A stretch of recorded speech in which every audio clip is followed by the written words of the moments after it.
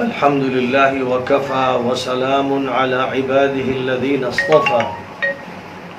أما بعد أعوذ بالله من الشيطان الرجيم إن الدين عند الله الإسلام.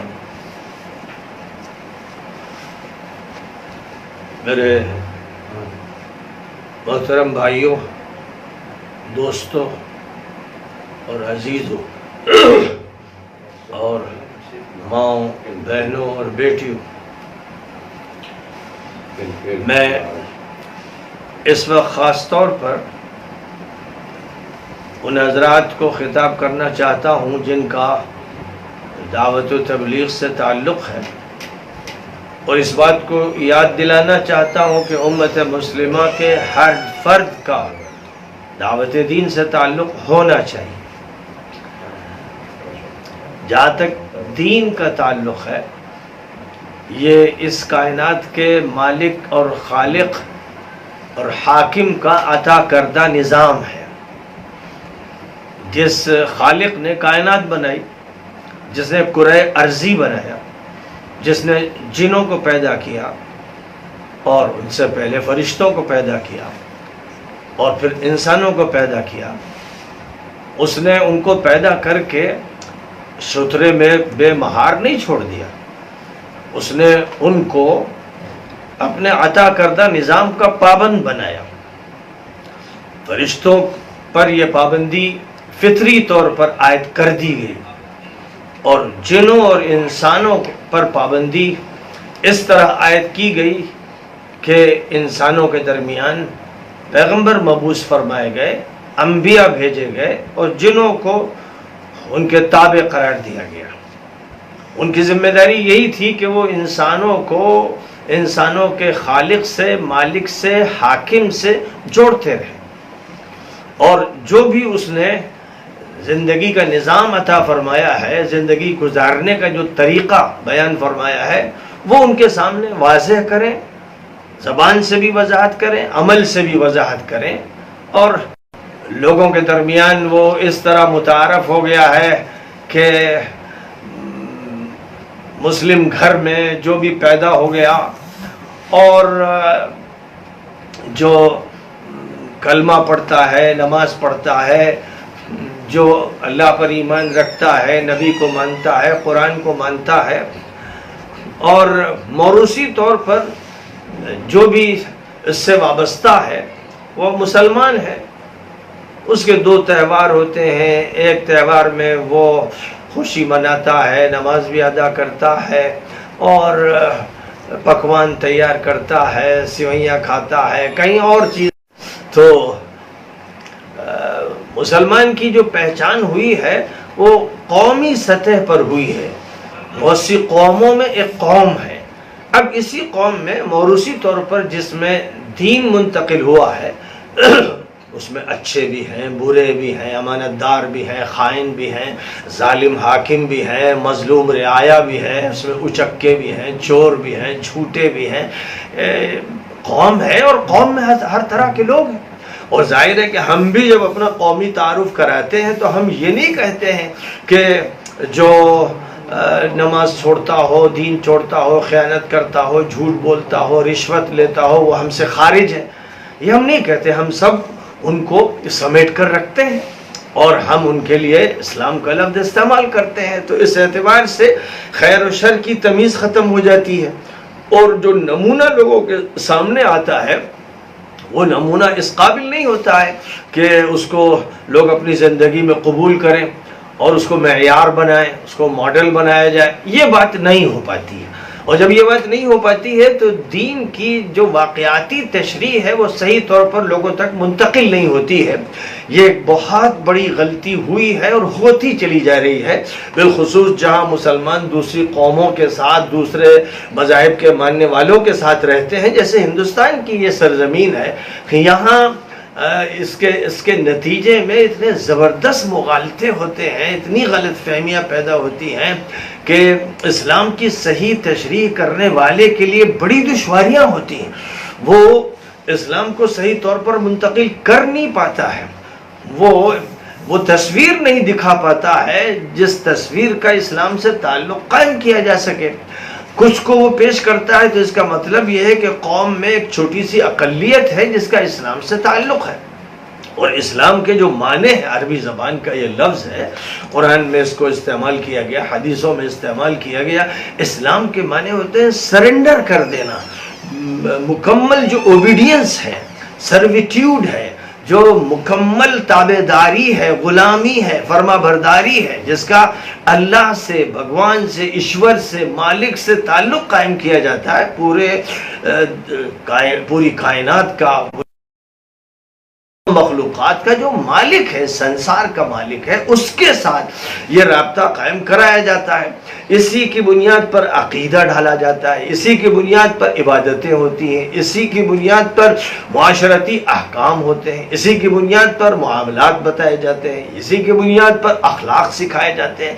ہر چیز کا تعلق اسی سے ہے کہ جو ہمارے مالک اور خالق نے، ہمارے معبود نے نظام عطا کیا ہے، زندگی کا سلیقہ اور طریقہ عطا کیا ہے، اگر اس کے مطابق زندگی گزر رہی ہے تو اس کا نام اسلام ہے. ہمارے ملک میں سناتن دھرم کا جو لفظ استعمال ہوتا ہے ہندوؤں میں بڑے زور و شور سے، بڑے فخر کے ساتھ، اصلاً وہی اسلام ہے. یعنی وہ اسلام کو سمجھ نہیں پائے کیونکہ ہم نے ان کے سامنے جو اللہ کی فائنل بک تھی، لاس بک تھی، قرآن ہمارے پاس جو موجود ہے، اسے پیش نہیں کیا. اگر ہم اس کو صحیح طور پر پیش کرتے جیسا ابتدائی دور میں نبی صلی اللہ علیہ وسلم نے پیش کیا، فَذَكِّرْ بِالْقُرْآنِ مَنْ يَخَافُ وَعِيدٍ، یہ اللہ کا حکم تھا کہ قرآن کو پیش کرو، قرآن سے سمجھاؤ، قرآن سے نصیحت کرو، قرآن کے ذریعے تذکیر کرو. تو نبی صلی اللہ علیہ وسلم نے اس پر عمل کیا، پھر آپ کے صحابہ نے عمل کیا، اور جب جب یہ عمل ہوتا رہا اور قرآن کی تابعداری میں حدیثوں کو پیش کیا جاتا رہا، جب جب یہ عمل ہوا تو امت انسانی مالک سے جڑتی رہی اور پیغمبر سے اس کا تعلق قائم ہوتا رہا. اور جب جب یہ رشتہ ہمارے ہاتھ سے نکل گیا اور ہم نے قومیت کی بنیاد پر باتیں شروع کر دی، تو ظاہر ہے کہ اقوام کے درمیان کسی قوم کا کوئی معیار اسی وقت بنتا ہے جب وہ تعلیم میں ترقی یافتہ ہو، معاشیات بھی اس کی بہتر ہو، معاشرت اس کی اچھی ہو، سیاست اس کی عادلانہ ہو، اس کا جو نظام زندگی ہے وہ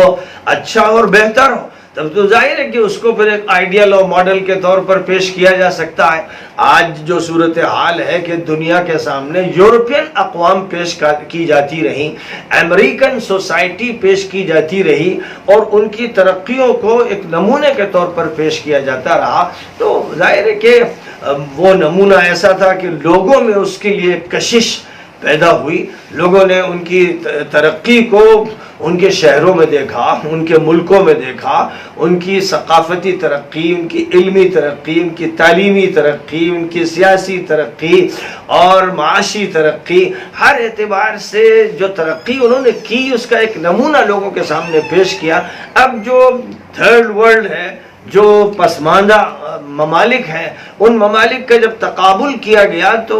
اس تقابل میں ان کی کوئی حیثیت نہیں رہ گئی، وہ بہت ہی بیکورڈ سامنے آئے. اب وہ بیکورڈ جو ہے انہوں نے یہ دعویٰ شروع کیا کہ اصل دین تو ہمارے پاس ہے. تو ظاہر ہے کہ دین محض ایک نظریہ نہیں ہے، محض ایک خیال نہیں ہے، ایک واہمہ نہیں ہے، وہ تو ایک حقیقت پسند نظام ہے. اور اس حقیقت پسندانہ نظام کے لیے ضرورت ہے کہ زمین پر ایک واقعہ ہو، یعنی ترجمانی کرنے والے لوگ موجود ہوں جو اس کو اس طرح پیش کریں کہ وہ لوگوں کے لیے ایک آئیڈیل بن جائے، ماڈل بن جائے. یہ کام ظاہر ہے کہ حضرت محمد صلی اللہ علیہ وسلم نے کیا. اور پھر جو آپ کے واقعی نمائندہ تھے، صحیح معنی میں نمائندہ تھے، آپ کے معزز خلفاء تھے، خلفاء راشدین خاص طور پر، اور ان کے جو سچے نمائندے تھے انہوں نے پھر اس معیار کو قائم رکھا. اور جب وہ معیار متاثر ہوا اور پھر نظام حاکمانہ اور ظالمانہ شروع ہوا تو پھر مصیبت یہ آئی کہ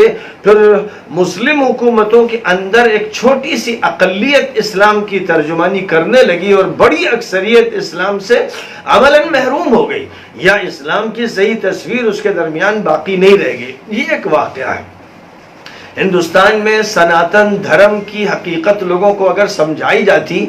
سناتن دھرم کے معنی تو یہ ہے کہ وہ دائمی مذہب ہے، ابدی مذہب ہے۔ قرآن پاک یہ بتاتا ہے کہ ابدی اور دائمی جو مذہب ہے وہ اسلام کہلاتا ہے۔ اسلام اس لیے نہیں کہلاتا ہے کہ وہ کوئی نیشنل اور قومی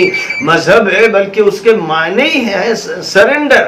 کرنا، یعنی اللہ کے سامنے جھک جانا، پروسٹریٹ کرنا، سجدہ کرنا، اس کو ماننا، اس کی عبادت کرنا، کیونکہ یہ معنی ہے۔ اس کا تعلق کسی بھی قوم سے، کسی نسل سے، کسی رنگ سے، کسی خاندان سے، کسی علاقے سے، کسی زبان سے بالکل نہیں۔ تو اس لیے اصلاً سناتن دھرم کہلانے کا مستحق اسلام ہے، لیکن یہ بات اگر منطقی طور پر عقلی طریقے کو اختیار کرتے ہوئے تاریخ کے حوالوں کے ساتھ اور صحیح مثالوں کے ساتھ پیش کی جاتی تو اس ملک کے سمجھدار لوگ اسے سمجھتے اور قبول کرتے اور اس کی پذیرائی کرتے، اس کا استقبال کرتے۔ لیکن یہ ایک بہت بڑی کوتاہی ہوئی ہے، ہمیں اس کوتاہی کو دور کرنا چاہیے۔ اس میں کوئی شک نہیں کہ سناتن دھرم کے حوالے سے جو یہاں بات کی جاتی ہے اور جو مذہبی کتابیں جن کے حوالے دیے جاتے ہیں، ویدیں ہوں یا ان کی تشریحات ہوں یا مہابھارت کا کچھ حصہ ہو، اس میں مجموعی طور پر یہ بات نظر آتی ہے اور تحقیق کرنے والوں نے اس کو پیش کیا ہے، اور اس سے متعلق جو بھی منتر ہیں، جو اشلوک ہیں، وہ بھی سامنے لائے گئے ہیں۔ وہ یہ کہ حضرت نوح کا حوالہ موجود ہے، ان کو منو یا مہانو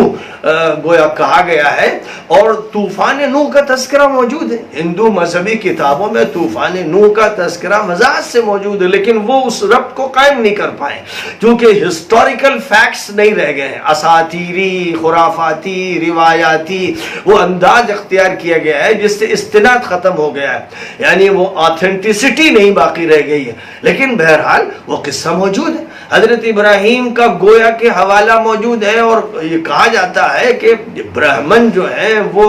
اپنے کو حضرت ابراہیم کی نسل سے جوڑتے ہیں، اگرچہ انہیں یہ معلوم نہیں ہے کہ حضرت ابراہیم کی شخصیت کیا تھی، لیکن نار نمرود کا اپنے الفاظ میں وہ ذکر کرتے ہیں۔ تو اس آگ کا بھی تذکرہ موجود ہے،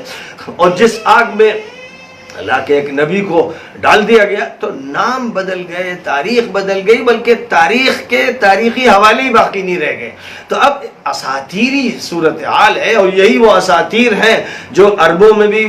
مشہور تھیں، اس علاقے کے لوگوں کے بارے میں، نبیوں کے بارے میں۔ اسی لیے نبی حضرت محمد صلی اللہ علیہ وسلم نے جب حقائق پیش کرنے شروع کیے تو وہ یہ کہتے تھے اساطیر الاولین ہیں، یہ تو کہانیاں ہیں، یعنی ان کے نزدیک یہ پچھلوں کی کہانیاں تھی۔ ظاہر ہے کہ جب قرآن انہیں پیش کر رہا تھا، ایک نبی پیش کر رہا تھا جس کے صادق و مصدوق ہونے کی گواہی رات و دن دے رہا تھا، لوگ دے رہے تھے، واقعات دے رہے تھے، مکے کا بچہ ان کو صادق مانتا تھا، امین مانتا تھا، یہ ایک طے شدہ حقیقت تھی، اور اس حقیقت کے خلاف ایک واقعہ بھی نہیں تھا۔ اس لیے قرآن کو انہیں ماننا چاہیے تھا، اور مانا پھر انہوں نے۔ ظاہر ہے کہ دیر لگائی، اور دیر لگانے کی وجہ سے بڑے نقصانات ہوئے، لیکن آخر ان کو تسلیم کرنا پڑا۔ ایسے اگر یہاں پر بھی کام ہوتا تو ہم نہیں کہتے کہ 13 سال لگتے یا 23 سال لگتے، لیکن بہرحال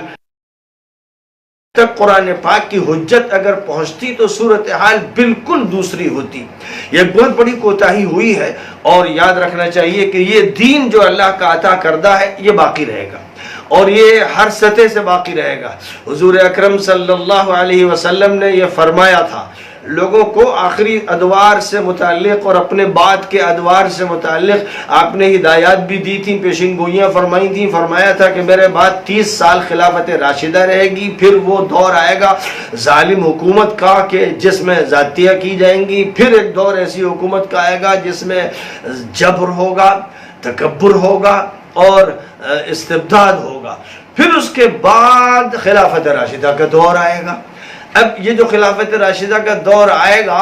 اس کے بارے میں جب ہم اور تفصیل سے احادیث پر غور کرتے ہیں تو یہ بات سمجھ میں آتی ہے کہ حضرت مہدی کے ظہور اور حضرت عیسیٰ کے نزول کے بعد اصلاً خلافت راشدہ کا پھر دور دنیا میں واپس آئے گا۔ لیکن اس سے پہلے حضور پاک علیہ الصلوۃ والسلام نے بہت سی باتوں کا تذکرہ فرمایا ہے. اب ان باتوں کے زمانوں کا تعین آسان نہیں، بڑے بڑے محدثین نے گفتگو کی ہے، لیکن زمانے کا تعین مستقبل کے بارے میں کوئی بڑے سے بڑا محقق کر نہیں سکا ہے. ہاں یہ ضرور ہے کہ احادیث میں ایک ترتیب ہے، اس ترتیب میں اتنی بات طے ہے کہ حضرت عیسیٰ کے نزول اور حضرت مہدی کے ظہور سے پہلے یاجوج ماجوج کا خروج ہو جائے گا اور دجال کا ظہور ہو جائے گا. اور جس طرح ایک دور ابھی ایسا گزرا جب سوویت یونین کا خاتمہ ہوا اور امریکہ ایک سپر پاور بن گیا، اور ابھی بھی وہ سپر پاور ہے، اگرچہ اس کا زوال بھی نظر آ رہا ہے، لیکن اسی کے ساتھ ساتھ یہ بات حدیثوں سے معلوم ہوتی ہے کہ جو آخری دور ہوگا خلافت راشدہ کا اور عیسیٰ کے نزول کا اور حضرت مہدی کے ظہور کا، اس سے پہلے دنیا میں ایک تو یاجوج ماجوج کا ایک طوفان ہوگا، ایک ایسا غول ہوگا، ایسا جھنڈ ہوگا، اور ایسی دنیا پر طوفانی مصیبت ان کے ذریعے آئے گی کہ سمجھنا مشکل ہوگا. اور وہی ہیں جن کو گوگ میگوگ کہا گیا ہے. اور ان کے بارے میں جو تحقیقات ہیں، جو تحقیقات اب تک ہوئی ہیں، ان تحقیقات سے یہی معلوم ہوتا ہے کہ یہ گوگ میگوگ کی جو قوم ہوگی، یاجوج ماجوج، ان کا تعلق چائنا سے ہوگا اور رشیا سے ہوگا. اور اسی لیے جو ببلیکل لٹریچر ہے، اس لٹریچر کی بنیاد پر جیوس اور کرسچنز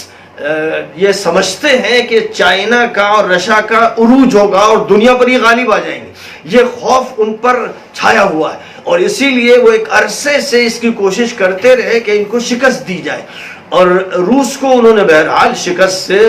افغانستان میں دو چار کرا دیا تھا، لیکن وہ پھر سے ابھر رہا ہے اور نقشے پر وہ ایسا لگتا ہے کہ غالب آنے کی کوشش کر رہا ہے. اسی طرح چائنا بھی دنیا میں ایک بڑی معاشی طاقت کی حیثیت سے، ایک سیاسی طاقت کی حیثیت سے، اور ساتھ ہی ساتھ ایک عسکری طاقت کی حیثیت سے اٹھ رہا ہے. لہذا یاجوج ماجوج کا جو دور آئے گا وہ پہلے اس طرح آئے گا کہ گوگ میگوگ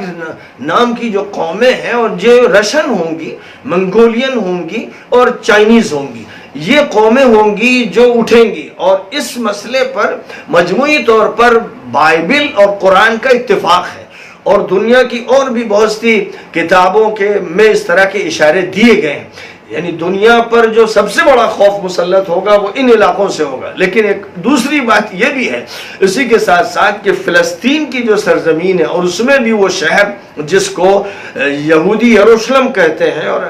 مسلمان اس کو شہر القدس کہتے ہیں، وہاں سب سے بڑی دنیا کی طاقت نمودار ہوگی. یعنی ایک سپر پاور وہاں سے حکمرانی کرے گی، اور وہ جو سپر پاور ہے اس کو بیبلیکل لٹریچر میں اینٹی کرائسٹ کہا گیا ہے، اسی کو مسلمانوں میں دجال کہا گیا ہے. دجال کی صفت بھی ان کے ہاں معلوم ہے، لیکن اینٹی کرائسٹ کے ذریعے سے وہ اس کا تذکرہ کرتے ہیں. تو عیسائیوں کی پوری دنیا میں، یعنی برطانیہ ہو یا فرانس ہو یا جرمنی ہو یا امریکہ ہو یا آسٹریلیا ہو اور دنیا کے بہت سے ملکوں میں یہ معلوم ہے کہ اینٹی کرائسٹ آئے گا. اور یہ بھی انہیں معلوم ہے کہ اینٹی کرائسٹ جب آئے گا تبھی کرائسٹ آئیں گے. یعنی حضرت عیسیٰ کا وہ بھی انتظار کر رہے ہیں، عیسائی انتظار کر رہے ہیں،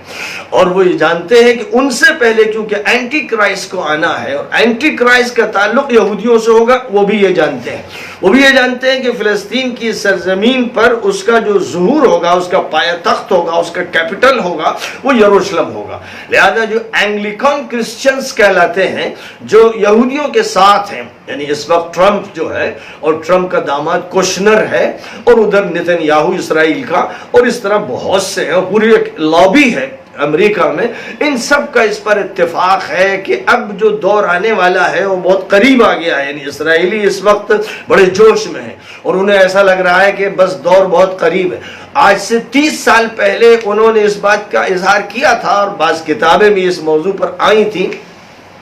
اور بعض کتابوں کا ترجمہ میں نے آج سے 20-25 سال پہلے بھی کیا تھا کہ یہ جو دنیا کا ایک دور تیسرے ہزارے کا آئے گا، ہزارے سوم کی جو تباہی ہوگی وہ قیامت صغریٰ ہوگی، وہ اسی وقت ظاہر ہوگی جب خدا نخواستہ مسجد اقصیٰ کو توڑ کر القدس شہر میں اس کو یروشلم کا نام دے کر ہیکل قائم کیا جائے گا، جس کو ہیکل سلیمانی کہا جاتا ہے، لیکن وہ ہیکل دجالی ہوگا، اینٹی کرائسٹ کا ہیکل یعنی پایہ تخت ہوگا، اس کی پارلیمنٹ ہوگی اور اس کا محل ہوگا، صدارتی محل، گویا وائٹ ہاؤس جو ہے اور رشیا کا جو کرملن ہے یہ ختم ہو جائیں گے، ان کا دور ختم ہو جائے گا، اور یہ بہت عرصے کے بعد ہوگا، یہ نہیں کہا جا سکتا کتنا زمانہ ابھی اس باقی ہے، لیکن بہرحال یہ واقعہ پیش آئے گا، اور دنیا کے جو کیپٹل ہے وہ یروشلم شہر القدس بن جائے گا۔ یہ وہ باتیں ہیں جو نبی پاک علیہ السلام نے ارشاد فرمائی ہیں، اور یہ باتیں ایسی ہیں کہ جن کے سلسلے میں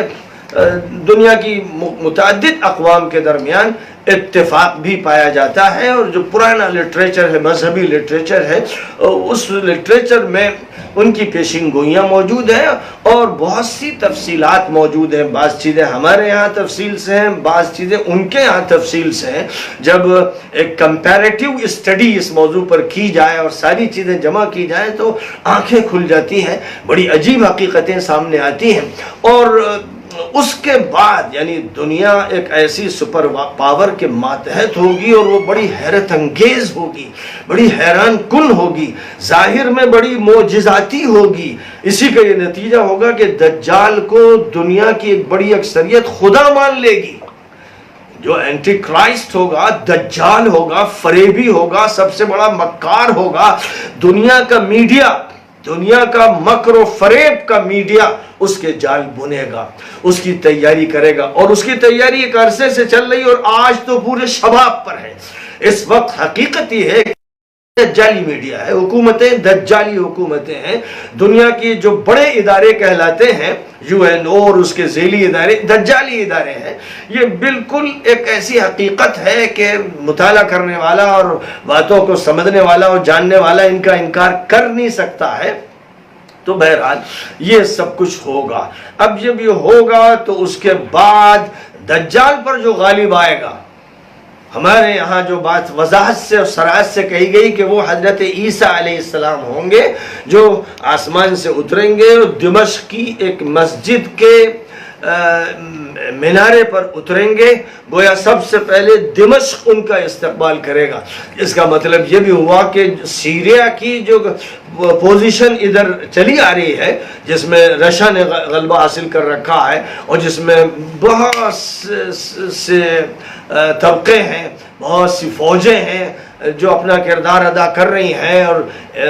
50-60 سال سے ایک ظالم اور مجرم طبقہ سیریا پر حکمرانی کر رہا ہے۔ سیریا اس وقت بدترین تباہی کے دور سے گزر رہا ہے، تو یہ تباہی بھی دراصل ایک تمہید ہے، یعنی یہ تباہی جب دجال کی تباہی پر آپ نگاہ ڈالیں گے جو پوری دنیا پر چھا جائے گی، یہاں تک کہ جزیرۃ العرب پورا کا پورا دجال کی حکومت کے ماتحت آ جائے گا۔ نبی پاک علیہ السلام کا یہ ارشاد ہے کہ صرف مدینہ منورہ اور مکہ مکرمہ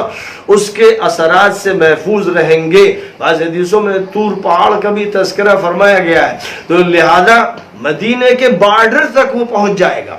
اور مدینہ منورہ کے قریب ایک جگہ کا حوالہ دیا گیا ہے کہ اس جگہ تک وہ پہنچ جائے گا، اور یہ ایک بڑی عجیب بات ہے کہ اس جگہ پر ایک شاہی محل بنا ہوا ہے، یعنی گویا کہ وہ محل اس کے انتظار میں ہے کہ کب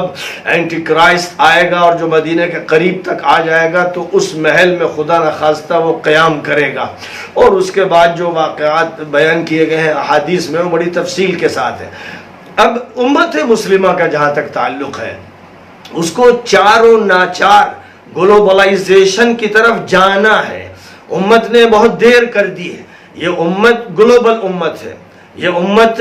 ایک یونیورسل امت ہے، یہ امت پوری دنیا کے لیے ہے، پوری انسانیت کے لیے، تمام جنوں کے لیے ہے۔ اور اللہ تعالیٰ نے خاص طور پر جب یہ بات فرمائی کہ کنتم خیر امت اخرجت للناس، پوری انسانیت کے لیے تم کو برپا کیا گیا، تمہیں خیر امت بنایا ہی اسی لیے گئے گیا ہے۔ تو اور کام جو بتایا گیا تأمرون بالمعروف وتنہون عن المنکر وتؤمنون باللہ، کہ تم بھلائی کی تلقین کرو گے، برائیوں سے روکو گے اور اللہ پر یقین رکھو گے۔ تو اللہ پر ایمان کے تقاضے سے امر بالمعروف نہی عن المنکر کا جو کام دیا گیا ہے وہ پوری انسانیت کے دائرے کے لیے دیا گیا ہے۔ اب ایک بات یاد رکھیے کہ دین تو پوری انسانیت کے لیے آیا، اور یہی کام نبی پاک علیہ السلام نے کیا اور آپ کے صحابہ نے کیا، اور جب تک صحیح نہج پر لوگ کام کرتے رہے یہی ہوتا رہا، اور جب جب لوگ سکڑ گئے، محدود ہو گئے، منحصر ہو گئے، نقصان پہنچنا شروع ہو گیا اور مسلمانوں کی حیثیت مجروح ہوتی چلی گئی اور وہ مغلوب ہوتے چلے گئے۔ جب جب یہ ہوا، اگر مسلمانوں کا دعوتی عمل منگولیا میں ہو رہا ہوتا اور مسلمان منگولوں میں پہلے سے کام کر رہے ہوتے، اور جو حادثات پیش آئے عباسی حکومت دور میں مسلمانوں کی ذاتیوں کے وہ نہ پیش آتے، اور مسلمانوں کے معاشرے میں جو بے حیائی، جو اسراف، جو تبذیر، جو شیطانی عمل چل رہا تھا وہ نہ چل رہا ہوتا، ہرگز ہرگز منگولین غالب نہ آتے، ہرگز ہرگز تاتاریوں کا حملہ نہ ہوتا۔ اللہ تعالیٰ نے قرآن پاک میں جب جب قوموں کا ذکر کیا ہے تو یہ وضاحت کر دی کہ وَمَا ظَلَمْنَاهُمْ وَلَكِنْ كَانُوا أَنفُسَهُمْ يَظْلِمُونَ، ہم نے ان پر زیادتی نہیں کی، قوم عاد پر زیادتی نہیں کی، قوم سمود پر زیادتی نہیں کی، دنیا کی کسی قوم پر بھی ہم نے زیادتی نہیں کی، ہم نے انہیں ہلاک کیا، لیکن یہ ظلم ان کا تھا۔ تو ظاہر بنی امیہ کے مظالم تھے، پھر وہ 1,00,000 کی تعداد میں ذبح کیے گئے، ان کو نیست و نابود کر دیا گیا۔ بنی عباس کے مظالم تھے جب تھے تو اس کے بعد پھر ان کو نیست و نابود کر دیا گیا۔ صرف بغداد کی سرزمین پر 18,00,000 مسلمان ذبح ہوئے، اور جب قائد سے غلطی ہوتی ہے، ریل کو چلانے والا ہو یا فلائٹ کو، جہاز کو چلانے والا ہو یا بس کو، تو غلطی وہ ایک کرتا ہے، پوری بس کھڈ میں گرتی ہے، پوری ریل ٹکراتی ہے، پٹری سے اتر جاتی ہے، پورا جہاز گرتا ہے، آگ کا شعلہ بن جاتا ہے۔ غلطی ایک کرتا ہے، کچھ کرتے ہیں، اور وہ غلطی بڑی خطرناک ہوتی ہے، اس کے نقصانات بہت بڑے ہوتے ہیں۔ تو بہرحال یہ یاد رکھنا چاہیے کہ یہ دین تو قائم رہے گا، اور اس دین کے درمیانی ادوار میں جو حالات ہوں گے، کبھی ملک عبود کا دور ہوگا، کبھی جبریت و عطف کا دور ہوگا، یہ دور آتے رہیں گے۔ ڈھکی چھپی بات نہیں چھوڑی نبی پاک علیہ السلام نے۔ ساتھ ہی ساتھ یہ بھی نبی نے فرمایا تھا ہر صدی میں تجدید کا عمل ہوتا رہے گا، یعنی دین کو تر و تازہ شکل میں پیش کیا جائے گا، جو نبی کا منشا ہے اس منشا کو سامنے لایا جائے گا۔ اور یہ بھی وضاحت ہے، محقق علماء، محدثین و فقہاء کا یہ کہنا ہے کہ نبی پاک علیہ السلام نے جس حدیث میں تجدید کا ذکر فرمایا ہے، اس کا مطلب یہ نہیں ہے کہ پورے عالم اسلام کا کوئی ایک مجدد ہوگا، بلکہ ہر علاقے میں، ہر آبادی میں ایسے افراد ہوں گے جو دین کی تجدید کا کام کریں گے، جو دین کی دعوت دیں گے، جو امر بالمعروف اور نہی عن المنکر کا کام کریں گے، جو بدعات کو چھانٹیں گے، جو غلط باتوں کو دین سے جدا کر دیں گے۔ اس لیے اس ایک حدیث جس میں یہ فرمایا گیا کہ ان اللہ تبارک و تعالی سيبعث على رأس كل 100 سنة من يجدد لهذه الامة امر دینها، اللہ تعالی ہر صدی میں ایسے افراد کو مبعوث کرتا رہے گا، برپا کرے گا، اٹھائے گا، جو اس دین کی تجدید کا کام کریں گے۔ یہ بات فرمائی تو اب ظاہر ہے کہ ہر صدی میں مجددین رہے، ایک مجدد نہیں رہا۔ اور چونکہ دین تو بڑا وسیع ہے، اس کا تعلق عبادات سے بھی ہے، اور عقائد سے بھی، اور معاملات سے بھی، اور معاشرت سے بھی، اور سیاست سے بھی، اور تعلیم وغیرہ سے بھی، تو کوئی مجدد ایسا جس کا عام طور پر لوگ ذکر کر دیتے ہیں نہیں رہا ہے کہ اس نے دین کے تمام شعبوں میں تجدید کا کام کیا ہو۔ اگر ایک طرف علم کلام کے میدان کے کچھ مجددین ہیں، تو فقہ کے کچھ مجددین ہیں، تو حدیث کے مجددین ہیں، تو تاریخ کے مجددین ہیں، تو تربیت اور تزکیے کے مجددین ہیں، اور ایک ہی وقت میں تجدید کے یہ کام ہوتے رہے۔ ہندوستان کا جہاں تک تعلق ہے، حضرت مجدد الفسانی کو یاد کیا جاتا ہے، لیکن ظاہر ہے کہ وہ اکیلے مجدد نہیں تھے، ان کے دور کے بہت سے علماء تھے جو اپنے اپنی جگہ پر کار تجدید انجام دے رہے تھے، یعنی امر بالمعروف اور نہی عن المنکر کا جو کام منہج نبوی کے مطابق ہے اس کو انجام دے رہے تھے۔ ہزاروں علماء تھے اور سینکڑوں ان میں نمایاں تھے، لیکن کسی ایک کا تذکرہ اس وجہ سے زیادہ اہتمام کے ساتھ ہوتا ہے کہ اس کا کام زیادہ نمایاں ہوتا ہے۔ تو حضرت مجدد الف ثانی 11ویں صدی کے مجدد ہیں، ان کو الف ثانی کا مجدد ایک خاص پس منظر میں کہا گیا۔ 12ویں صدی کے نمایاں مجدد حضرت شاہ ولی اللہ دہلوی ہیں، 13ویں صدی کے نمایاں مجدد حضرت سید احمد شہید ہے، لیکن اس کا یہ مطلب نہیں ہے کہ دوسروں کی تجدید کا انکار کیا جا سکے۔ 14ویں صدی کے مجددین میں مولانا الیاس صاحب کاندھلوی رہے ہیں، اور مولانا الیاس صاحب کاندھلوی کے علاوہ مولانا اشرف علی تھانوی ہوں، مولانا حسین احمد مدنی ہوں، مولانا شاہ عبد القادر ہوں، مولانا زکریا صاحب کاندھلوی ہوں، اور ان کے علاوہ یعنی ظاہر ہے کہ ایک حلقے کے یہ علماء ہیں، اور دیگر علماء جن کا تذکرہ اہل حدیث کرتے ہیں، جن کا تذکرہ دوسرے طبقات کے لوگ کرتے ہیں، جنہوں نے امت کو قرآن و حدیث سے جوڑا ہو، بس یہ شرط ہے، قرآن و حدیث سے جنہوں نے امت کو جوڑا